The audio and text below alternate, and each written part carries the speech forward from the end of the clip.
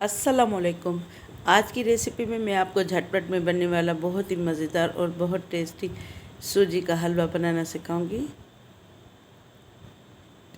अगर मेरे चैनल पे आप नए हैं तो मेरे चैनल को सब्सक्राइब करें और बेल आइकन को दबाएं ताकि मेरी हर नई वीडियो का नोटिफिकेशन आपको सबसे पहले मिले। अब सबसे पहले किसी भी पैन में 2 टेबल स्पून देसी घी लेंगे। देसी घी ना हो तो आप सादा भी ले सकते हैं, यानी चौथाई कप भी ले सकते हैं घी, क्योंकि ये मेल्ट किया हुआ है तो मैंने 2 टेबल स्पून भर के लिया है। 4 इलायची इसमें खोल के डालेंगे।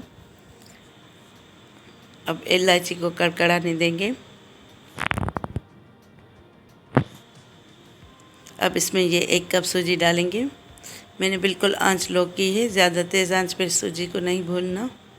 अब इसको हल्की हल्की आंच पे आहिस्ता आहिस्ता भून लेना है, वरना ये तेज़ आंच पे करेंगे तो ये जल्दी से जल जाएगी और इसमें टेस्ट नहीं आएगा। इसलिए हल्की हल्की आंच पे इसको भून देंगे ताकि इसमें सोंधी सोंधी खुशबू आ जाए।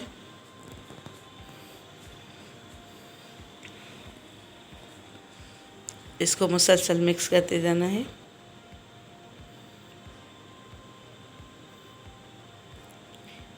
ये देखिए, मैं आहिस्ता आहिस्ता इसको भूनती भी जा रही हूँ, मिक्स करती जा रही हूँ।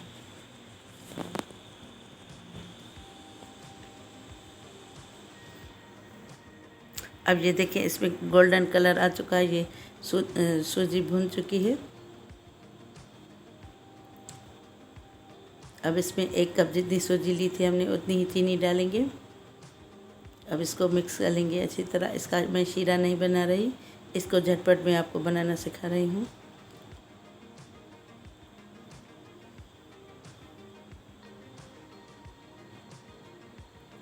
ये देखिए, मैं इसकी आंच अब और कम कर रही हूँ और इसमें ये चौथाई टीस्पून ऑरेंज फूड कलर डालेंगे। आपकी मर्ज़ी है, अगर आप कलर ना डालना चाहें तो मत डालें। अब इसको मिक्स कर लेंगे। अब इसमें ये मैं 2 कप जितना पानी डालूँगी।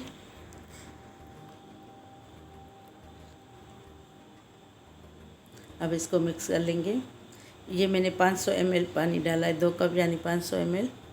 अब इसको अच्छी तरह मिक्स कर लेंगे और इसको बिल्कुल हल्की आंच पे पकने के लिए रखेंगे ढककर।